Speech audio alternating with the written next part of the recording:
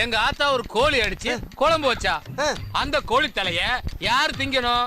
நான் வீட்டுக்கு தலை புடல, நான் தானே திங்கணும். இவன் எனக்கு முன்னாடியே அந்த தலையை எடுத்து தின்னுட்டான். நான் சும்மா இருப்பேனா? தின்ன வேலை விட்டு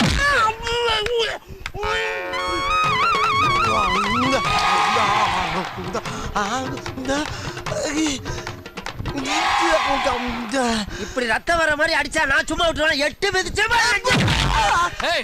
நீ நெஞ்சில மிதிச்சா நான் சும்மா இருப்பேனா?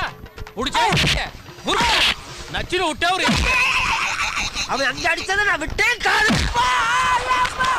ஐயோ என்னன்னா சும்மா செஞ்சு காட்டுறதுக்கு வாயில இருந்து ரத்தமா வருது. போங்கண்ணே, உங்க உடம்பு பிஞ்சு உடம்புண்ணே.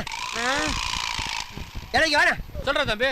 இல்லவே நம்ம 2 பேரும் சண்டையா போடக்கூடாது. வீட்டுக்கு போய் 2 கோழி வாங்கி நம்ம இஷ்டப்பட்டா சாப்பிடலாம். நல்ல வேலை மனசுல இருந்தெல்லாம் அண்ணன் கொட்டிட்டோம்.